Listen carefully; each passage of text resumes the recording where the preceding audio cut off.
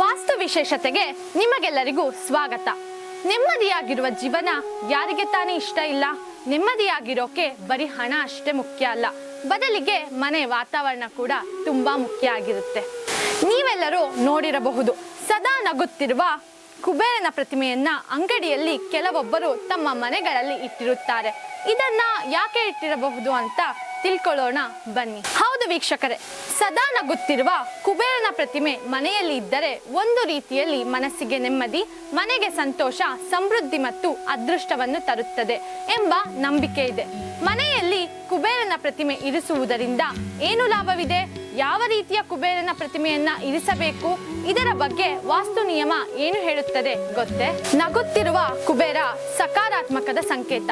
ಹೀಗಾಗಿ ಕುಬೇರ ಸಂಕೇತದ ಭಂಗಿಯ ಮನೆ ಮತ್ತು ಕೆಲಸ ಸ್ಥಳಗಳಲ್ಲಿ ಶುಭವನ್ನು ಉಂಟು ಮಾಡುತ್ತದೆ ಎಂದು ಹೇಳುತ್ತದೆ ವಾಸ್ತುಶಾಸ್ತ್ರ.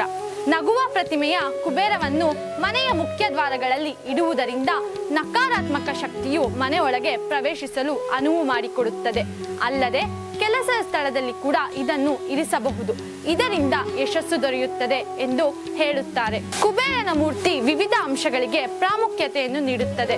ನಗುವ ಕುಬೇರ ಚೀಲ ಹಿಡಿದುಕೊಂಡಿದ್ದರೆ ಅದು ಪ್ರಯಾಣ ಮತ್ತು ಸಂಪತ್ತಿನ ಸಂಗ್ರಹಣದ ಸಂಕೇತ.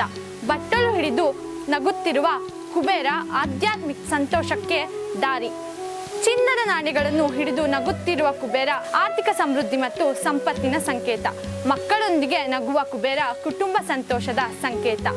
ಇನ್ನು ಕೈಯಲ್ಲಿ ಬೀಸಣಿಗೆ ಹಿಡಿದು ನಗುತ್ತಿರುವ ಕುಬೇರ ಅದೃಷ್ಟವನ್ನು ತರುತ್ತದೆ. ಹೀಗಾಗಿ ನಿಮ್ಮ ಮನೆಗೆ ಯಾವ ರೀತಿಯ ಕುಬೇರ ಸೂಕ್ತ ಎಂದು ತಿಳಿದುಕೊಂಡು ಕೊಂಡುಕೊಳ್ಳಿ. ಇದೇ ರೀತಿಯ ಮತ್ತಷ್ಟು ವಿಶೇಷವಾಗಿರುವ ಸುದ್ದಿಗಳಿಗಾಗಿ ವಿಜಯ ವಿಶ್ವವಾಣಿ ಇನ್ಸ್ಟಾಗ್ರಾಮ್ ಐಡಿನ ಫಾಲೋ ಮಾಡಿ ಹಾಗೂ ಯೂಟ್ಯೂಬ್ ಚಾನೆಲ್ನ ಸಬ್ಸ್ಕ್ರೈಬ್ ಮಾಡಿಕೊಳ್ಳಿ. ಇದಾಗಿತ್ತು ವಾಸ್ತು ವಿಶೇಷ. ನಮಸ್ಕಾರ, ನಾನು ಸೌಂದರ್ಯ.